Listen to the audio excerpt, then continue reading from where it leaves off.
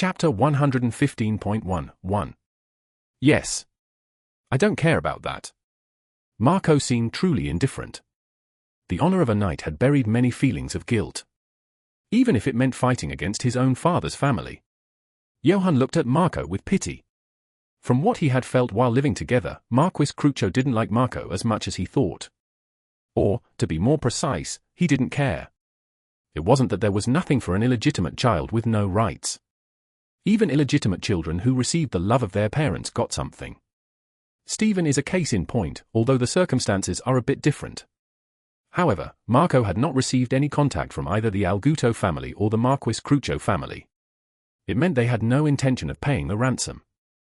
Would Marquis Crucho be proud if such a discarded child fought on the opposite side to protect his honor as a knight? It was more likely that he would be greatly offended. But sir, the Marquis is a great commander. If you meet him on the battlefield, even you might not be able to guarantee victory. You should be careful. Johann clicked his tongue at Marco's continued respect for Marquis Crucho. Isn't the Marquis currently in the Empire? He must be too busy with the West and South. Couldn't he come by ship? Well, that's possible. Marco was taken aback by Johann's easy acknowledgement. Are you okay with that? I think it will be fine. From Marco's perspective, Johann's attitude was incomprehensible. For him, war meant leading a dozen knights and their dozens of servants into battle, showing bravery against visible enemies. Knights believed in the battle itself and didn't make an effort to understand the political aspects of war. In fact, they didn't even think it was necessary. So Johann's attitude was bound to be incomprehensible. But Johann was different. While the envoy of the order was visiting Count Kulia's territory, Johann really prepared thoroughly. He sent people to the Kartana Merchant Guild, issued permits to merchants, collected money, and used that money to stock up on supplies. He mobilized all possible connections to grasp the situation around the peninsula. The fog of war clears as preparation accumulates. Johann, having integrated information from various sources like dukes, counts, priests, merchants, and moneylenders, was somewhat confident. The people on Count Kulia's side were complacent, and the Emperor's faction nobles to the southwest also lacked accurate situation awareness. Strike like lightning and finish it. Johann's first order was to divide the mercenary captains into two groups and send them to different places. The land immediately southwest of Count Kulia's domain was the fiefdom of the Emperor and his nobles. One group to the north, and one to the east. Plunder as you wish. The mercenary captains asked with a puzzled expression. Wasn't it the order to conquer the Count Kulia territory? Indeed. But if we conquer Count Kulia territory like this, wouldn't your share be too small? At Johann's words, the mercenary captains hesitated. Indeed, they had received almost a year's salary in advance from the order's immense wealth, but the original mercenary job also had a significant part of earnings from local gains. However, being a mercenary did not always mean plundering. They took into account the employer's perspective, and if it seemed likely they would be employed by that side later, they restrained themselves accordingly. Currently, they were on their way down, following the order's command. They couldn't just plunder as they pleased. If we split, you will have to conquer the Count's territory with about 2,000 troops. I am fully confident. God is looking after me. It would have sounded like nonsense if anyone else said it, but there was a persuasive power in the young knight's actions that made such statements believable. As a knight, if I can't look after my subordinate's share, it would be embarrassing. I will take responsibility, so one group go north and the other around to the east. Honestly, the mercenary captains couldn't help but be tempted. Even those grumbling and expressing dissatisfaction swallowed their saliva. The feeling that the bitterness of losing the position of supreme commander was completely melting away. Thank you. If you say so, we will follow the command. Originally, these mercenary captains, although paid, did not perfectly obey orders. They could refuse unreasonable commands. But there was no reason to refuse this order. Who would refuse to go down to a land flowing with milk and honey and plunder to their heart's content? Gulick, who was watching from the side, shook his head. As he observed, the young knight's true ability was not his martial prowess. It was his skill in manipulating people. Those who let their guard down against that young face were quickly taken in. Will you be all right? Which part are you worried about? The part where you have to conquer the Count's territory with about 2,000 troops. Of course, the Count's forces are insignificant, but it could become troublesome if the vassal knights start gathering. Plus, you have to conquer their large and small castles. Ah. You seem to be misunderstanding something. Chapter 115.2.1. I'll tell you about it later. These mercenary captains follow my orders, but they are not loyal. I thought about using them as cannon fodder, but that would only lower morale. They're not so easy to handle. But isn't that how mercenaries are usually managed? Disorderly chaos far from orderliness, unpredictable loyalty, easily shaken morale. Isn't this what you take into account when employing mercenaries? There are loyal ones available, yet I do not wish to employ such individuals. Johann had 1,000 men under his command, and 1,000 dwarven mercenaries.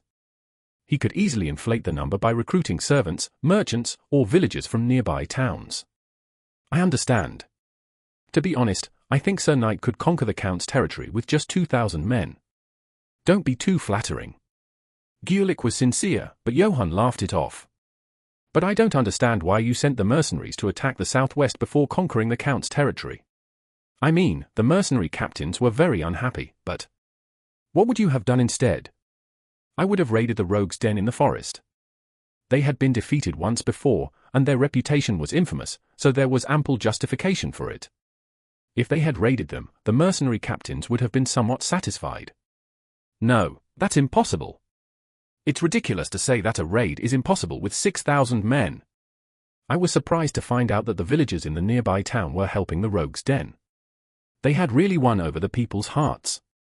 With such a large forest and the help of the villagers, it would only be a waste of time and effort. And they must have been really angry after their brother was killed. So I turned my attention elsewhere. Gulick was shocked.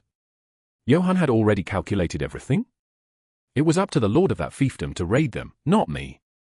And even if I had done it, wouldn't the mercenary captains have complained later if the situation changed? That's true, but that's just a natural phenomenon, isn't it?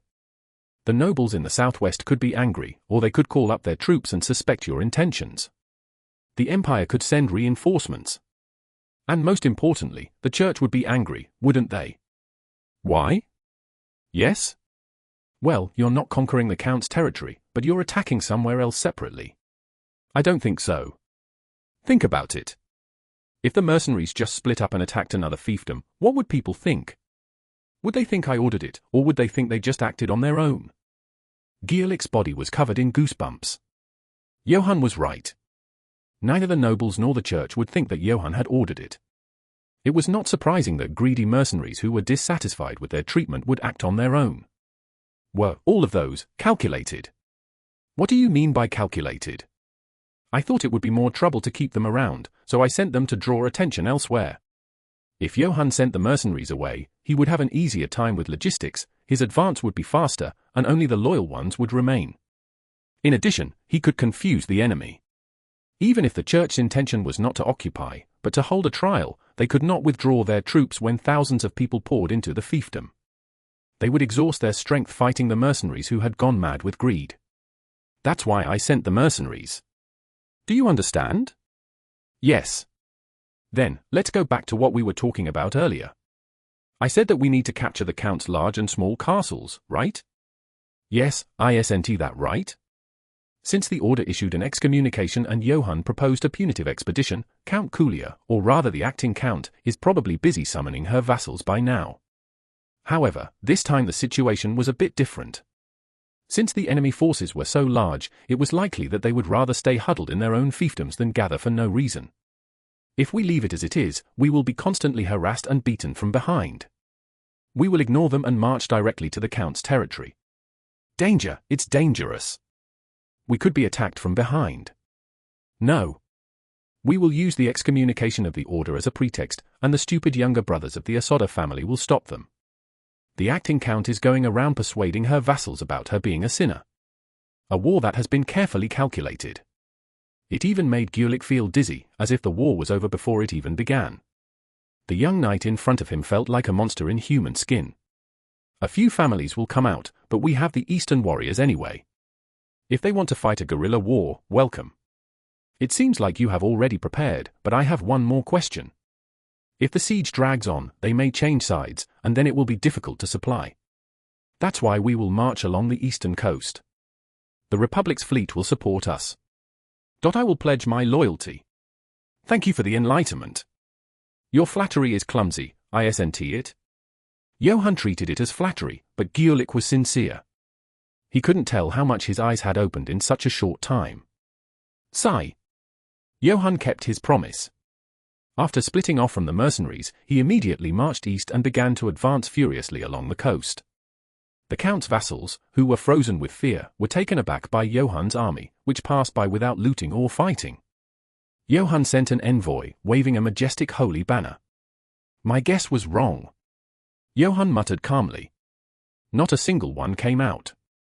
Maybe the Count chose the wrong vassals, Sir Knight. Among the vassals, there was not a single family that came out to fight from their fiefdom. It was a waste of time to send out scouts, thinking that there might be a few. A few fiefdoms even brought bribes. This was their kindness to ask not to touch their towns in exchange for this. Even though the lord and vassal were in a contractual relationship, Johann was embarrassed to the point of being ashamed. 2 weeks. It took 2 weeks for Johann to arrive at the Kari's castle, the main castle of the Count's territory, from the time he declared the extermination. It was truly lightning speed. By the time the envoy arrived and had a conversation after the excommunication of the church, Johann's army was already visible in the distance. Of course, the Count's territory was turned upside down. What were the ones who swore allegiance doing? Sister-in-law, this is the will of the vassals. If you forget to call me Deputy Count just one more time, I will cut you down according to the law. Be careful. Iselia brandished her sword with her long blonde hair flowing. The momentum of a large knight drawing her sword overwhelmed the surrounding area. The Asoda brothers, who knew Iselia's swordsmanship, shut up. Bring me armor. He'll go out and fight. No, sister. No, Deputy Count. Iselia's vassals were terrified and stopped her. There were only about 200 soldiers guarding the castle now. If she went out to fight, she would be defeated immediately, even if she was defending herself. We must try to negotiate and drag out time. No. We must surrender. Don't you see their army? The one leading them is the famous Sir Johann. How can we fight against him, who is strong enough to tear the neck of a troll? The Asoda brothers' words made the vassals look astonished. Those greedy people could say anything that came out of their mouths. Chapter 116.1, 2. To tear a troll's neck apart, what? One of the vassals spoke incredulously, causing Galen to blush. Frankly, even he found it a bit preposterous when he said it. However, if he was the type to know shame and back down, he wouldn't have tried to seize his nephew's land in the first place. Galen stubbornly insisted. I heard it clearly. Travelers in the fiefdom knew it, and so did the pilgrim monks. How can you believe rumors spread among the insignificant and ignorant? Do not be swayed by such baseless rumors. What if it's a deception spread by the enemy? At the vassal's words, Galen gritted his teeth. It was a statement he had heard directly from a high envoy of the order, but he couldn't reveal that here. Baseless rumors. Ignorant fools. Having received a letter directly from Johann and the order, Galen had been greatly anticipating Johann's rumor. Johann was their savior, set to realize their dreams and desires. Of course, the rumor of tearing a troll's neck might have been an exaggeration. But there's always some truth in every rumor. If the rumor of tearing a troll's neck had spread, then he must have participated in troll hunting and made notable contributions. That was enough. For his young age, it was more than sufficient. Galen and his brothers prayed fervently for Johann to enter the castle soon and take Iselia. No matter how great that young knight is, he won't be able to cross the walls of Kari's castle. We have this fortress and our soldiers. Can we hold out for long? The enemy came too quickly. We're not fully prepared. Won't reinforcements come? Reinforcements. If the vassals had fought properly. The ridiculous rumors put forward by the Asoda family's kin were ignored, but there was indeed a division of opinion among the vassals. The shock of Johann's rapid advance was significant. The army had already camped in front of us before the meeting could even conclude. Because of this, there were suggestions to hold out along the walls, but there were also many suggestions to try negotiations. Going to the order for a trial could open opportunities for bribery or persuasion. As these suggestions came up, Galen and his brother smirked cunningly. It had been worthwhile to spread the word that negotiations must be made, a trial at the order is necessary. Can we launch a surprise attack? Your Excellency the Palace Steward, please restrain yourself. If you fall, this fiefdom is finished. Icelia was a well-trained knight but lacked experience in large-scale battles. Her experience was mostly in quelling small bands of rogues or monsters. If they were captured in a surprise attack, the fiefdom would be doomed. Understood. I comprehend. Icelia nodded. She might have lacked experience, but she wasn't so obtuse as to not understand the words of her vassals. A solid fortress indeed. Kari's castle was not located in the middle of a nearby town or city, but a bit further away, on a steep rocky cliff right by the coast. As a result, the only accessible path was from the front.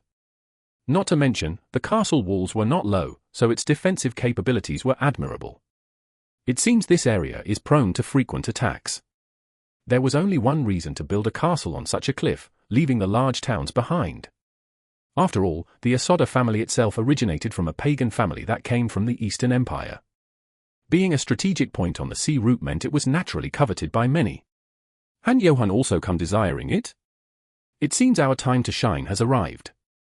The dwarf captain, McCalled, spoke up. McCalled had quickly become friends with Johann. McCalled was a distant relative of the dwarfs from the Balper family. As dwarfs who devoted loyalty once contracted, their steadfastness needed no further mention. Among the dwarfs were siege engineers. They had already started gathering materials nearby and were ready to begin preparations. Just give the order, and we will begin construction. No. I don't plan to attack head-on. Let's wait a bit. Understood. The dwarfs didn't ask why. They simply followed orders. The soldiers on the castle walls seemed to be in good condition. It was remarkable in itself to station hundreds of soldiers there ordinarily. Normally, soldiers would just be loafing around. Just like the structure of the castle, it was evident that the area was prone to frequent attacks. This made it understandable that the soldiers were well trained. It wouldn't be bad to rush in, break the gate with a battering ram, place ladders on the walls, and launch an all-out assault with catapults. But the urgency was not on Johann's side, but the enemy's. Besides, Johann had many points of confidence. Send people to the nearby towns and cities to demand tribute for protection. And don't forget to threaten that no supplies should enter the castle, or they will not be forgiven. Yes. By blocking the entrance to the castle and waiting leisurely while receiving supplies from the surroundings, Johann could wait even more resolutely the more advantageous his position became. It was not the persistence and savvy of a young knight. The military priests recorded all these events and reported them upwards. If a favorable opponent remained still, the disadvantaged side becomes more anxious. As the army camped and just waited in front, the atmosphere inside the walls became eerie. The envoys who went outside did not return. If they weren't captured, it had to be assumed that the vassals were just watching and waiting. What about Marquis Crucho? Viscount Gino Len? The Marquis was a loyalist of the Emperor, and Viscount Gino Len was a proxy ruling the Emperor's southern territories. Both were supportive forces that could help from the west. They say they can't make a move. Chapter 116.2. Neither the Marquis nor the Viscount had the leeway at the moment.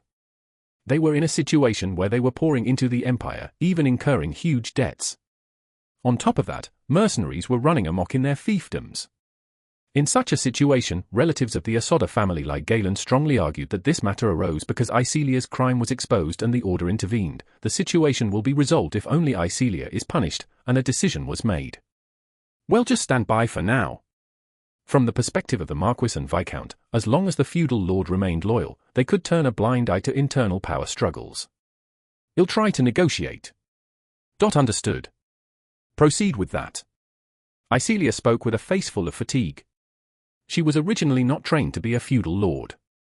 But after the Count died, she had been enduring conflicts with relatives, so it was natural for her to be mentally exhausted. Shouldn't we wait until they send an envoy? Are you still saying that? They have no intention of sending one. They want us to send first. Johann's army was exerting pressure by not taking any action. Even the loyal vassals were mentally shaken by this pressure. Johann wandered around like a feudal lord, meeting village chiefs and priests. A few silver coins were enough to win their favor. They knelt and bowed their heads in front of Johann. Insignificant rogues and monsters nearby also became targets for subjugation. Though they were just goblin and kobold dens, Johann eradicated them all with the Eastern warriors. An envoy has arrived. They've come later than I thought. Are any relatives of the Asoda family involved? Yes. Let the envoys wait, and call them first. Gulp. Galen swallowed his saliva and walked through the camp. He had seen mercenaries a few times. Unlike the clumsy ones barely dressed in 1,000 armors, these mercenaries were well-armed veteran soldiers. As an envoy of the hostile camp, he received murderous glares, jeers, and mockery while walking. It was impossible not to feel tense. Stay calm. He's just a green young knight. The knight had a fearsome reputation but was still young. Galen was confident he could toy with him given the chance. The moment Galen entered the tent, it felt like his breath stopped. The figures inside the large tent were each gruesomely distinct. A knight looking like a butcher, a barbarian warrior from the northern east, a suspicious-looking wizard, and a giant wolf lying in the middle. Ah. Galen of the Asoda family. Sir. He planned to enter boldly, but his body reacted on its own upon seeing this. Galen couldn't even meet Johann's eyes due to an inexplicable sense of oppression. You may lift your head comfortably. Thank you. Galen took a deep breath internally and composed himself. Thank you for coming like this. I was despairing over how to judge the atrocities committed by the elf of the Bluer family. Go. The wolf made a sound, and the young knight calmed it. Is it hungry? It's truly a joy that you've come from the order. Glory to the gods. Glory to the gods. So why isn't the acting count coming out? Well, because he's a shameless and unashamed man who's holding out. Sir, you should lead the soldiers and condemn him. The walls are high, the passages narrow, and the soldiers well-trained. Are you suggesting I take my soldiers into such a place? Ah. I mean, with you and your soldiers, it should be enough. If the elf of the Bluer family receives proper judgment, this countship will be ruled by them. No. Obviously, my nephew. Everyone in the room chuckled. It was a laugh of disbelief. Galen felt humiliated but restrained himself. He was the desperate one, after all. Even so, there's nothing in it for me. I'll try to make the best possible offer. Enough. I'll speak, so listen well. Go and open the door. What? Galen panicked when an arrow flew at him. The castle's defense captain and the soldiers were under Iselia's direct command. How could he open the gate under their watchful eyes? Sir, the situation inside the castle. I don't want to know. I don't want to hurt my soldiers just because it's an order from the order. If you want to see Iselia judged, you open the gate. Understand? Johann acted like a mercenary captain in a hurry to avoid losses. Galen was flustered but also relieved. It was reassuring to see the opponent act understandably. It seemed like there were no hidden agendas. But open it. Answer me. Understand? I understand. I'll try to open it somehow. The intimidated Galen couldn't reply and retreated. And somehow, he really did manage to open the gate. 2 days later, at dawn, Johann was leading the elite forces and breaking through the castle gate. The envoys who visited the camp were treated and had fallen asleep. Galen, who had returned earlier, somehow opened the city gate by coaxing a few captains. As soon as the signal was given, Johann rushed in. He first secured the city gate and then called his soldiers. 1,000 dwarf soldiers approached, playing their tribe's special drums, causing a commotion at the city gate. The other soldiers inside the castle were taken by surprise. Close the city gate.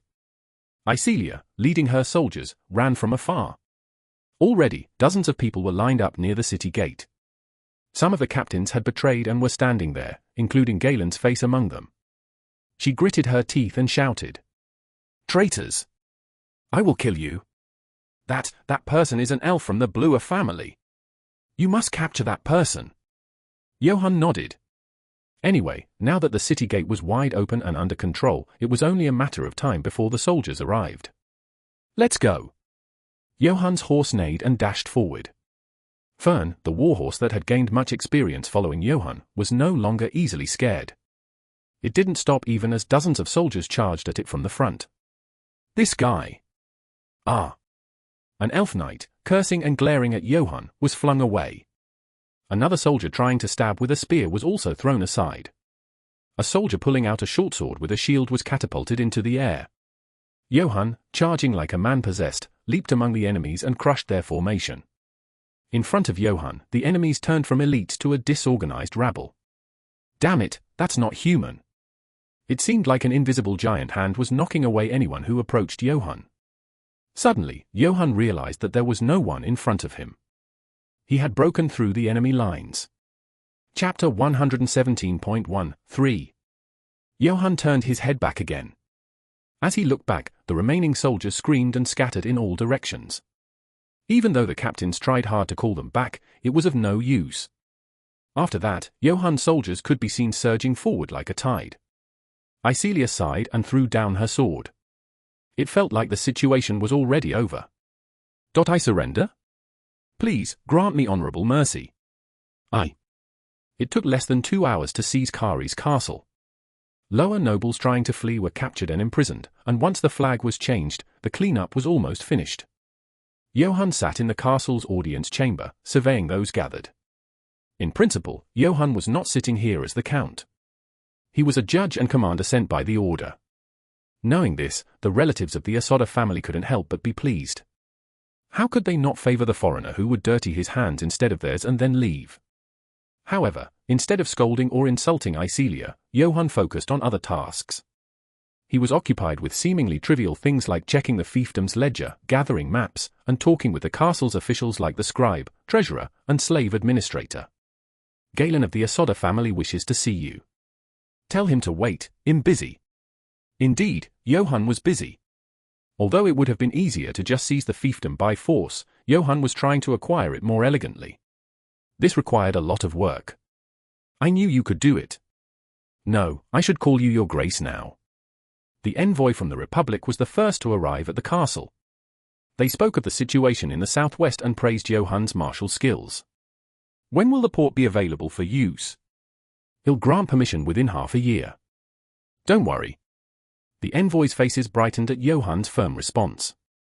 They hadn't expected things to go this smoothly. They had been prepared to participate in the war, but Johann ended the fight like a bolt of lightning. They couldn't be more grateful. But the towns nearby have relatively small ports for their location. What do you plan to do about that? If you grant permission, our engineers will come and build anew. We will be using it, so it's only right that we do so. In cities with frequent trade, there were special areas for foreigners, usually protected by rights but also financed by them, as was the custom. Oh. Johann hesitated. He had been considering how to cut ties as soon as the expedition was over, but that comment made him think differently. After all, he hadn't fully absorbed the Count's territory yet, so there was no need to cut ties just yet. Johann thought this and nodded. Sir! Galen, pushing aside the soldiers trying to restrain him, burst into the audience chamber and then hesitated. There were several unfamiliar faces inside, apparently from the Republic. Ah! What is this rudeness?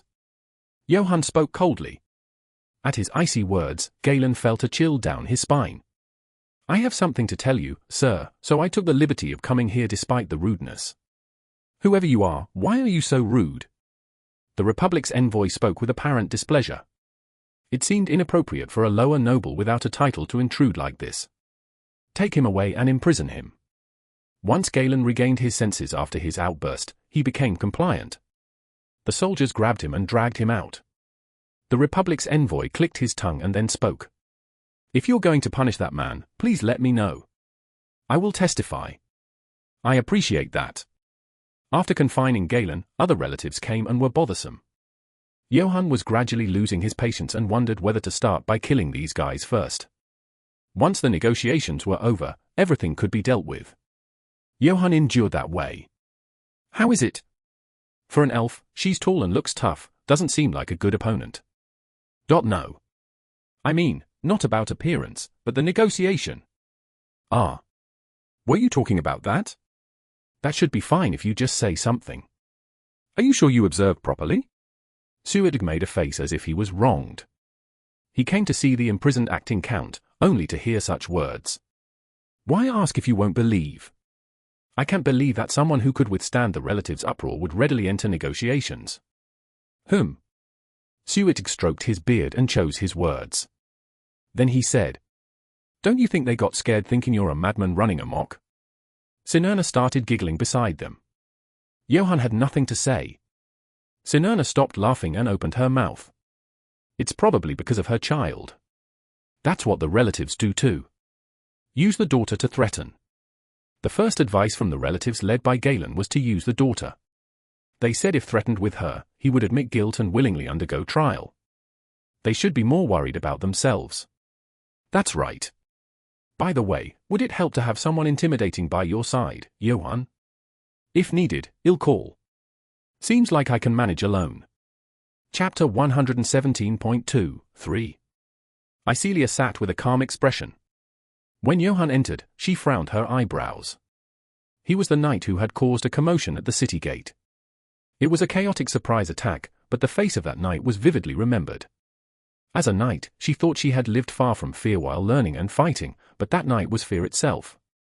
It was unbelievable that the elite troops trained by Icelia had crumbled with just one charge. Are you Sir Gerdolf of the Golan family? Johan was puzzled. What is he talking about? Ah.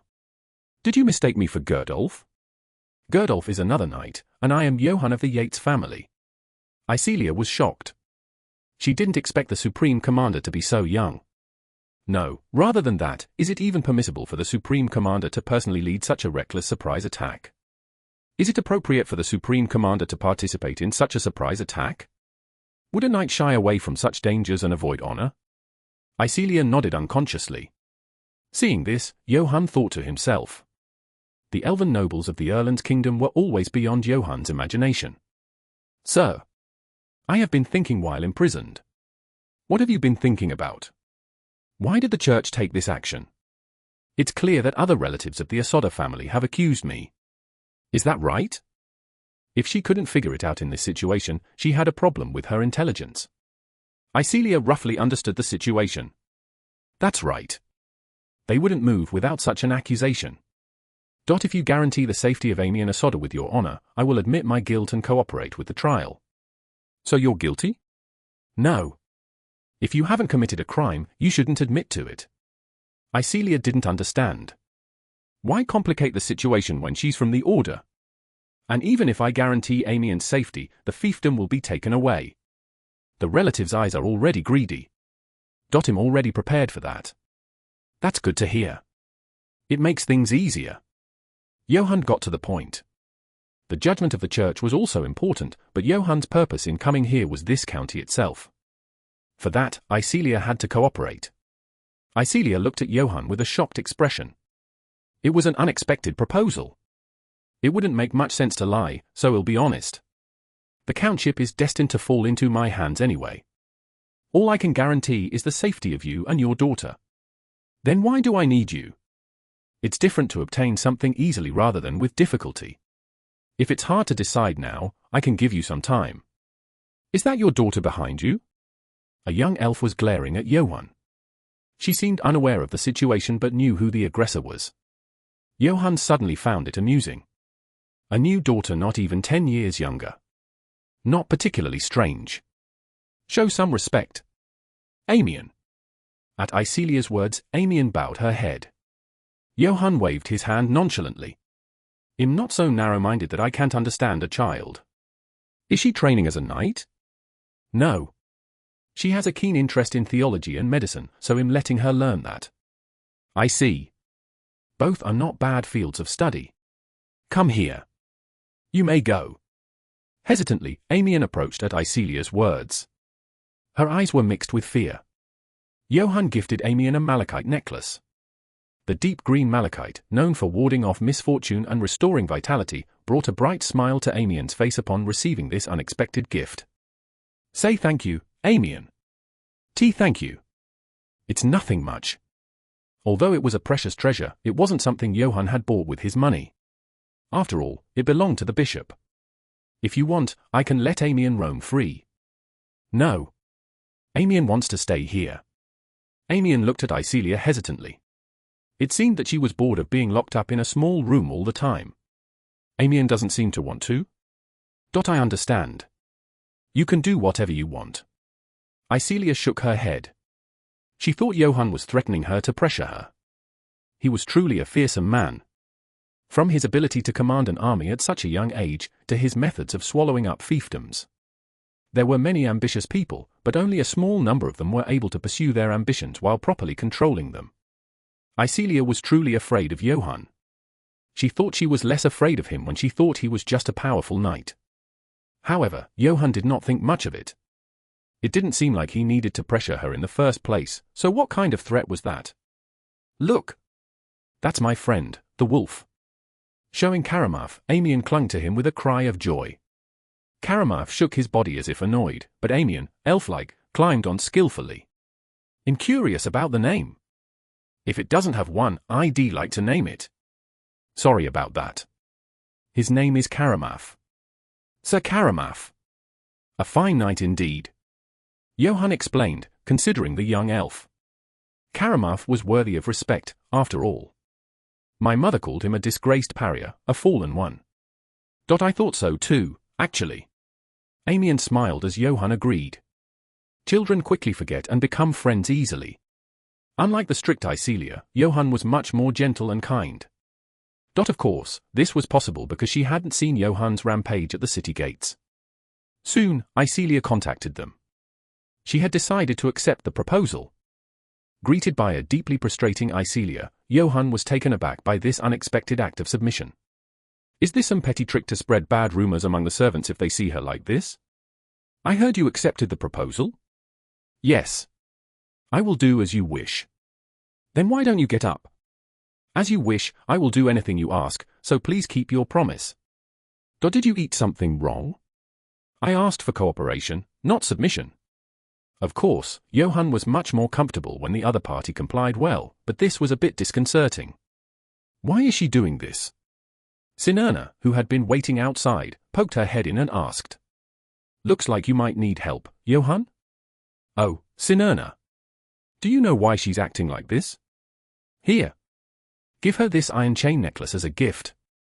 It's a cursed item that the Emperor once wanted to bestow upon his lover.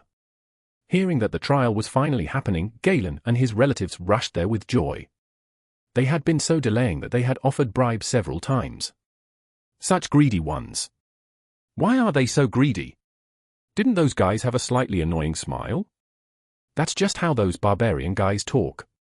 Every time they gave a bribe, the Eastern warriors laughed in their language, saying, it wasn't understandable, but it felt unpleasant. However, they were met by well-armed dwarf mercenaries. Galen of the Asoda family. You are under arrest for the suspicion of poisoning your kin. Did you guys betray me? Chapter 118.1.1. Galen shouted at his other siblings and relatives. They had united to drive out Icelia, but in truth, they didn't trust each other that much. If Galen disappears, the fiefdom is likely to fall to his younger sibling. How can they trust each other? Still, how could they backstab like this, especially when Icelia hasn't even been tried yet? Stupid fools, which one of you did it? Who is the informer? Not even understanding the situation. Johann, who was watching from the front, looked at Galen in disbelief. Of course, not all nobles learned governance and politics and knew how to act according to the situation. Just look at Stephen, from the second child onwards, without their own will, there's no answer. They are nobles with noble blood but nothing in their heads. But still, to be so clueless despite being born in a noble family. In a place where so many eyes were watching, you had to keep claiming that you didn't know anything and that it was a slander. You could figure out the situation later. To be angry and insult your own relatives who were supposed to help you? It didn't look strange to see that reaction. Johann thought about asking him, but he decided against it. After all, the truth didn't matter.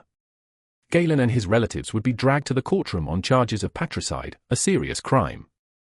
Since Icelia had promised to submit, or rather cooperate, there was no reason to keep them alive anymore.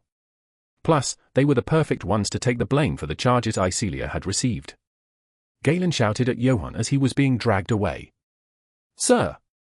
There must have been a misunderstanding. Please clear this up. Shut the mouth of the sinner and interrogate him until he confesses. Sir! No. I don't know what you heard, but that's not true. The dwarfs used their strong arms to silence Galen. Galen could no longer speak when a gag was put in his mouth. Seeing this, the priests clicked their tongues and spoke. What a wicked man! How can he be so shameless? The envoys from the Republic also accused them. The trial was prepared in an instant. Since the church had no intention of handing over the fiefdom to Galen and his brothers at all, the trial process went smoothly. Envoys from the Republic, lower nobles who worked as vassals in the fiefdom, and priests from the church attended as witnesses. They understood the situation and cooperated diligently. Numerous people shouted, throwing stones and mud. There were curses and curses mixed in. It was one of the people's favorite events to display the sinner in this way. After the interrogation disguised as torture and this event, the sinner would admit their guilt whether they were guilty or not. Galen and his relatives confessed in a daze. Execute the sinners and hang them. Let the people of the fiefdom know who killed Count Kulia. After the execution was concluded, the priests of the order who had followed Johann to the army were called forward. But aren't you going to execute the elf from the Blua family? Upon interrogation of the relatives of the Asoda family, it seemed that her crime was not so severe. Probably that's why Sir Johann also left her alone. That's indeed a generous decision.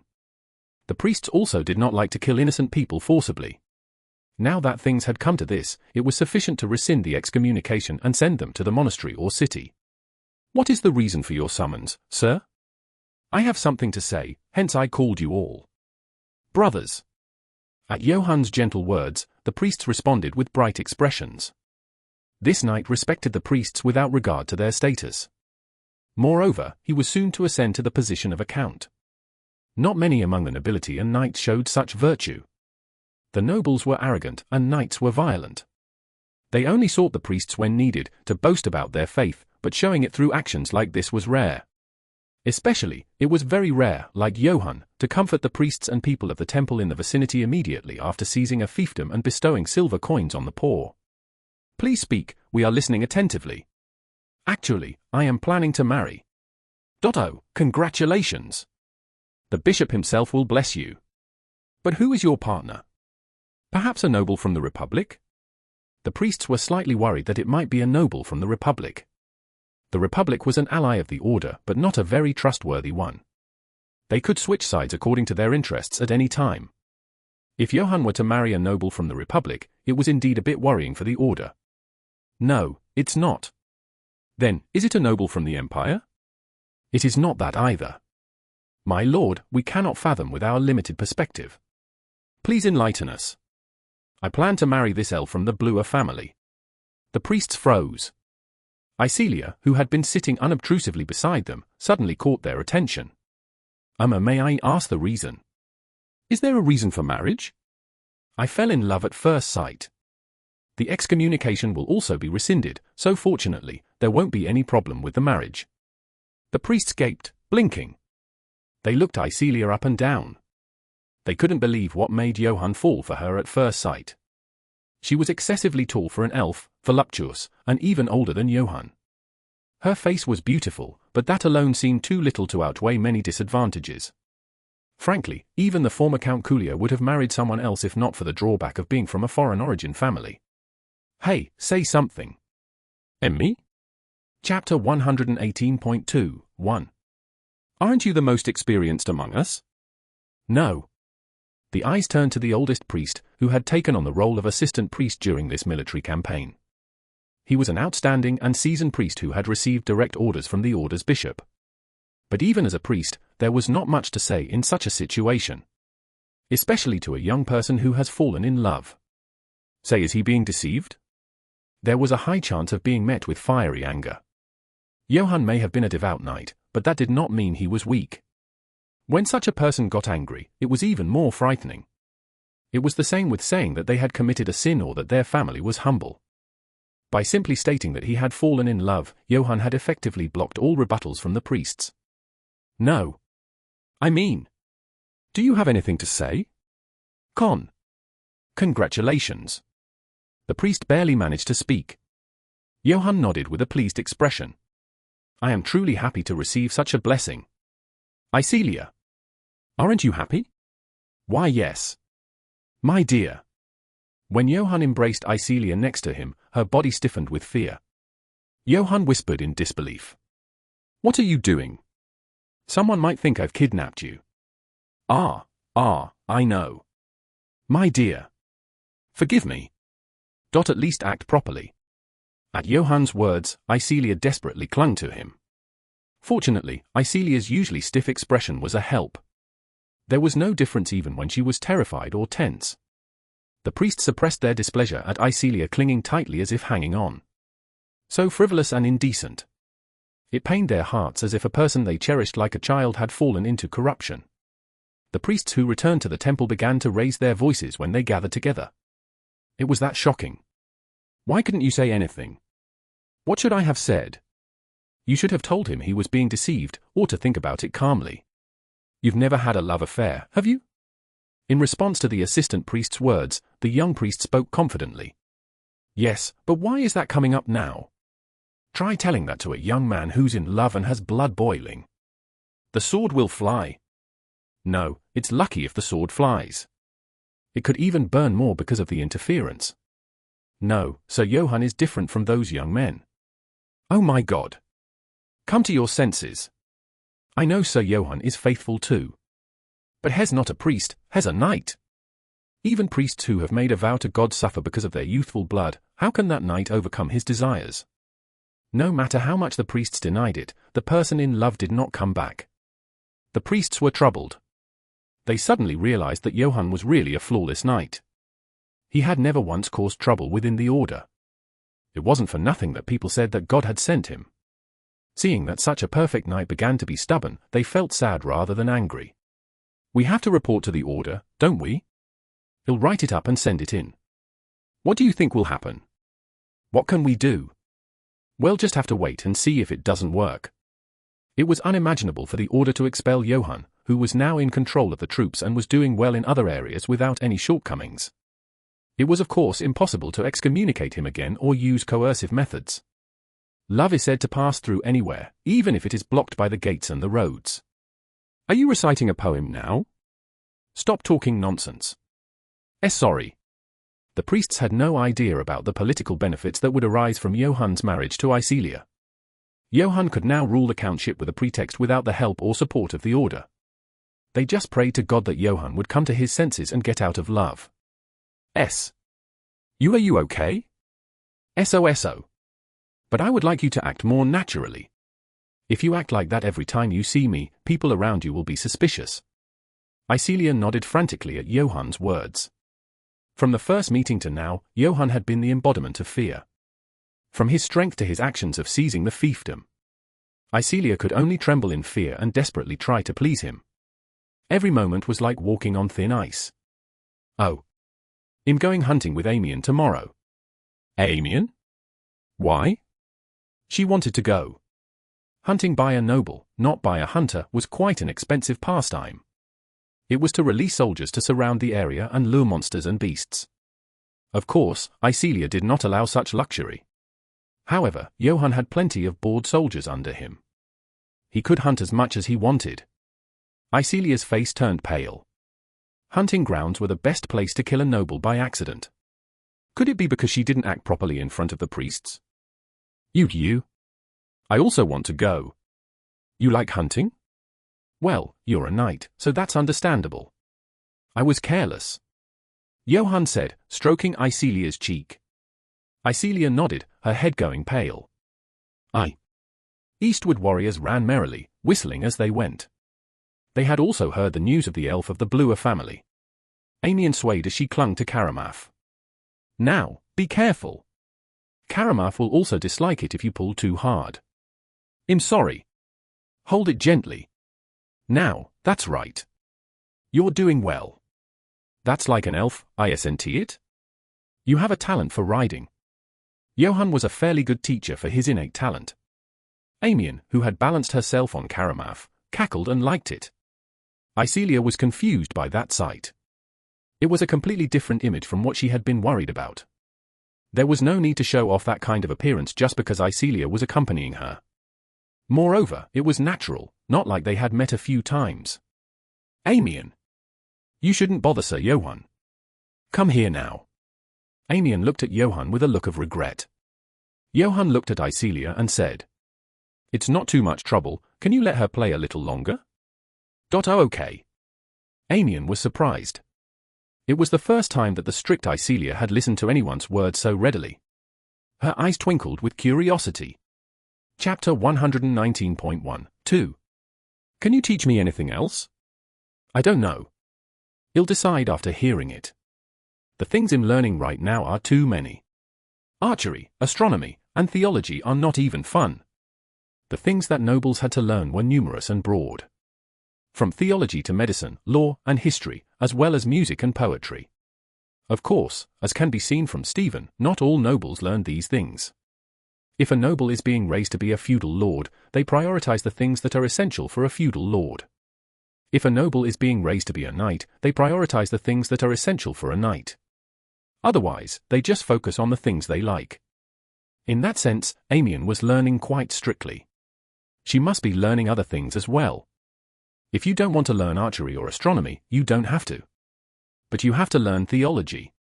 But the priest's words. Johann was about to say. But he stopped himself. He needed to tell her in a roundabout way since she was still young. You have to study theology to know that God loves you. Otherwise, it's easy to forget. At Johann's words, the priest turned his head and hid his tears of emotion. He never thought he would hear such a touching remark just by accompanying him on a hunt. Even the stubborn Amian would be more diligent in listening to God's words after hearing those words. Johann whipped his horse and threw a carrot. But if you don't want to learn archery or astronomy, you don't have to. I'll talk to Icelia. Of course, Amian was young. She was just so happy that one or two things were missing that she nodded her head repeatedly. Archery is boring? Yes. Every time, it's the same thing. I don't know what's so fun about it. Really? Sit down in front. A cladder. Marco. Amian here is curious about what's so great about the bow. Can you show it to her? At Johann's words, the two looked at each other. A strange atmosphere flowed between them. Both of them were confident in their archery skills. I've been waiting, Sir Knight. Just give me the signal. I also don't intend to lose, sir. As soon as the signal was given, the two quickly raised their bows and aimed at the sky. That was the best place to show off their skills. As the arrows flew one after another and the birds fell, Amian's eyes widened. I think I caught more. Sir. I guess you didn't see me catch two birds with one arrow. Sir Knight. What do you think? Who was better? I never told you to compete, but well done. Give them both a reward. In any case, they did well. Give them both a reward. No. Instead of a reward, if you could just tell me who was better. Cladder couldn't let go of his regrets and lingered. Then Euclid dragged him away from behind. How is it? Are you still not interested? Oh, no. I want to try shooting too. That's right. If you shoot it yourself, you'll think differently again. Astronomy will be the same. Johann skillfully appeased Amian. Icelia couldn't help but admire him at the sight. He was much more experienced than her. Icelia was only able to say sternly if she didn't listen. More confusing than that was that Johann was taking care of Amian better than she thought. There was no reason to do such a thing if he was going to deal with it in the hunting ground or in a place where no one else knew. So was he really trying to take care of her? Sir. The soldiers who had gone to find the birds they had shot seemed to have found something and returned. A frightened boy was seen among the soldiers, shaking with fear. He had a rabbit in his hand. What is it? We brought him because he was hunting in the forest. Hunting without permission in the feudal lord's forest was strictly forbidden. Even if you touched something as small as a rabbit, you would be severely punished if you were caught. Did you catch a rabbit? What did you catch it with? Didn't you hear Sir ask what you caught it with? Are you deaf? The soldier shouted angrily when the boy was too scared to speak. Johann reached out to stop him. That's enough. Don't get excited for no reason. I'm sorry. With a rock, with a slingshot. You caught it with a slingshot? Your skills are quite good. Johann ordered the trembling boy to return the rabbit. You're not going to punish him? What's the point of whipping or hanging someone for a rabbit? You have good skills, so that's nice. Go back. Thank you. Thank you. The boy who had come back from the dead kept bowing his head and quickly ran away. Everyone around him praised Johan's mercy. Frankly, Johan felt like he was getting a free ride. Even more so when he heard these words, even though he had forgiven the boy for hunting a rabbit. Even if Johan was determined to be a tyrant, he would be a kind person compared to the other feudal lords here. Chapter 119.2. Hunting was almost over, and on the way back, Sinurna rode next to Icelia. Icelia looked at Sinurna with a wary look in her eyes. Even if she was not a member of Johan's army, Sinurna was a wizard with an ominous charm that made her feel suspicious because she could not tell her identity. Do you have any thoughts? What do you mean? The bad thing about wizards is that they can't just stand by and watch stupid things happen. I'm here to give you some advice. No need to be wary, so listen carefully. Sinurna said with a smile, but Icelia seemed to be even more wary. But after all, she was Johan's advisor. She couldn't not listen to her. He'll listen. What do you think the Knight of the Yates family wants from you? You didn't think it was an absurd idea that he fell in love with your appearance, did you? Icelia's face turned red at Sinurna's words.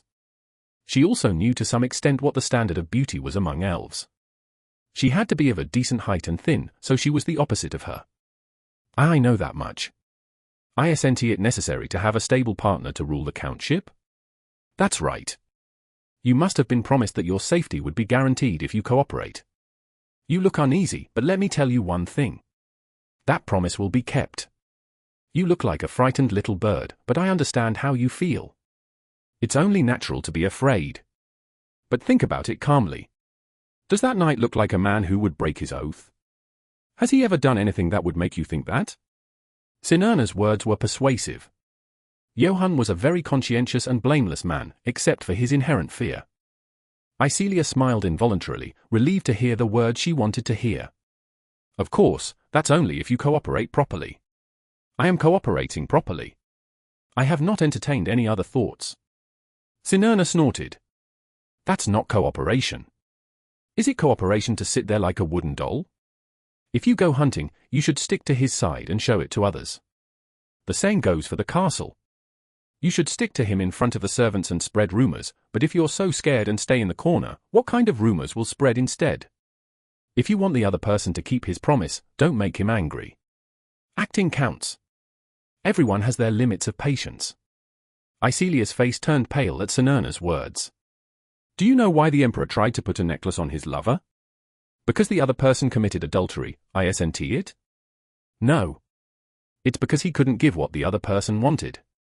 If you were still in love, how could you have dared to put on the necklace? Sinurna tapped Icelia's head and said, If you want to live, think about it. If you're going to say it's impossible because you're a knight, you might as well just die. Sinurna galloped forward. Suet gasped curiously. What did you say to her like that? A little wise advice. I think him too lenient. Don't tell me about curses or strange secrets. Bad rumors are already starting to spread.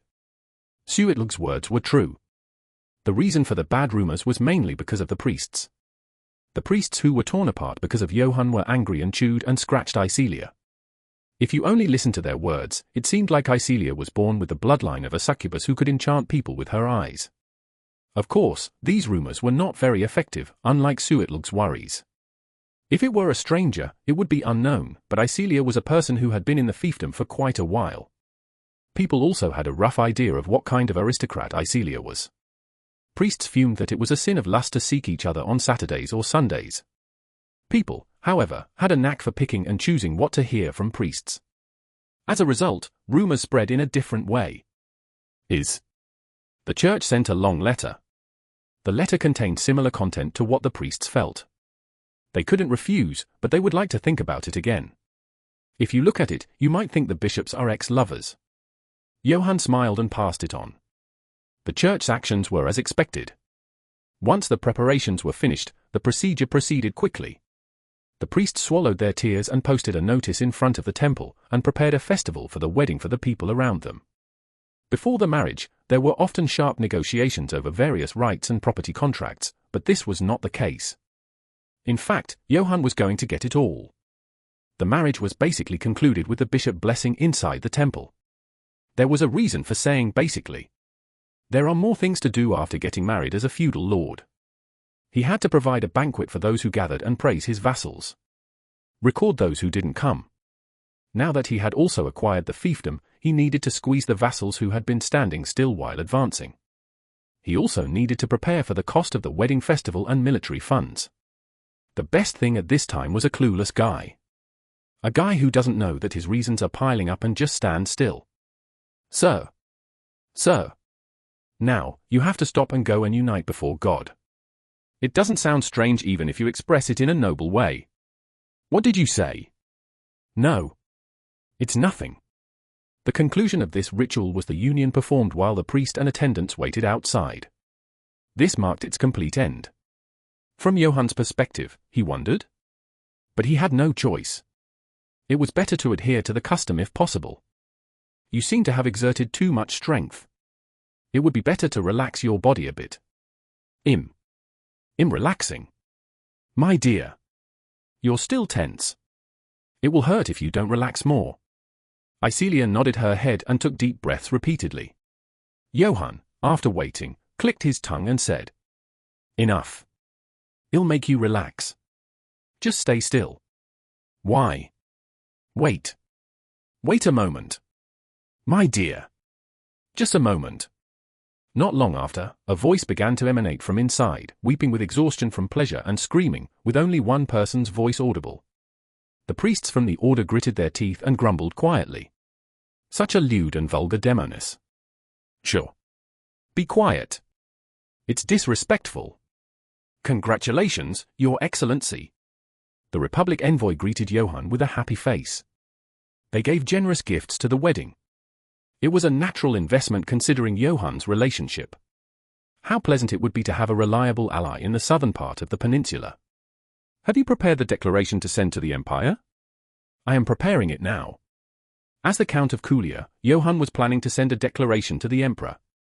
It was filled with well-packaged diplomatic rhetoric, but essentially it was close to. It meant he would stop being a vassal. I have good news and bad news. What would you like to hear first? Let's hear the bad news first. Marquis Crucho landed on his fiefdom by crossing the sea. Johann's face hardened. He returned even though the situation in the Empire was dire. Was he so impatient with the mercenaries looting? What is the scale? It is estimated to be between 3,000 and 4,000. There are about 500 cavalry and at least 1,000 heavy infantry, I hear. I see. What is the good news? Marquis Crucho was defeated as soon as he landed. He is said to have escaped with his life by the skin of his teeth. Whose words are they? Chapter 120.13. Once a person's fortune starts to decline, it is not easy to break free from it. That was exactly the case with Marquis Crucho. The Marquis, an experienced and skilled commander, knew well that the most dangerous time was just before a landing. Therefore, he meticulously investigated and planned. He identified the location of the mercenaries currently plundering the fiefdom, anticipated their routes, and contacted the vassals of the fiefdom to block any potential advance. Only then did he lead the transport fleet across the sea. The landing point was the relatively safe southern part of the fiefdom. However, the Marquis's misfortune started from there. He encountered an unexpected storm, struggled fiercely, and was forced to change course. He had no choice but to land in the north. The second misfortune was the pagan pirates. There were pagan pirates not only in the islands east of the Aegean Sea but also in the south of the Catalian Peninsula. One should not think of pirates as merely wandering rogues. Pagan pirates were skilled warriors who usually based themselves in nearby counties or duchies, receiving support and conducting raids. The pagan pirates, mistaking that the Marquis had brought a vast wealth from the Empire, aggressively attacked. The Marquis barely managed to evade them and make a landing. And then the final misfortune came to the Marquis. During the landing, he encountered mercenaries roaming for plunder. Upon calm reflection, even though the Marquis' army was tired and injured, they were numerically and qualitatively superior to the mercenaries. But the fear of the exhausted soldiers from the voyage exceeded the Marquis' expectations. The formation quickly collapsed, and they began to scatter in all directions.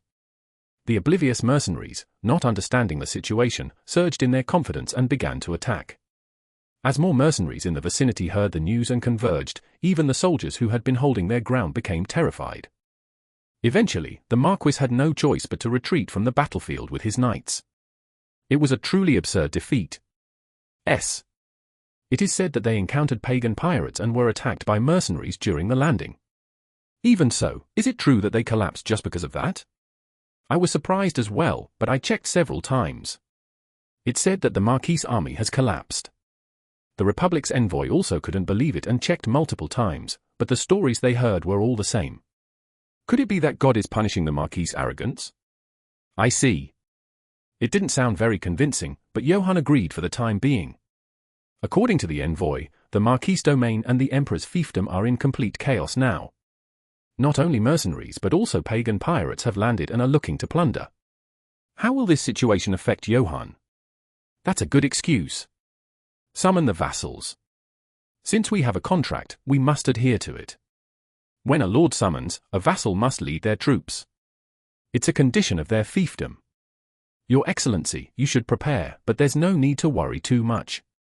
The seas around here are under the control of the Republic's fleet. The Republic's envoy was puzzled. There was no need to gather all the vassals. The pirates also had their wit about them. They didn't specifically target the calm domain of the Count of Kulia. The sea was blocked by the Republic's fleet, so they had to focus on land routes. A wrong move could mean getting trapped and killed.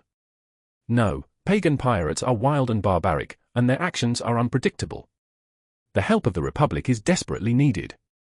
Yes, we will do our best to help. As long as there is a port, the Republic had no choice but to help. The envoy couldn't understand why Johann was making such a fuss. Was it because of his deep faith that he was so upset about the invasion of pagan pirates?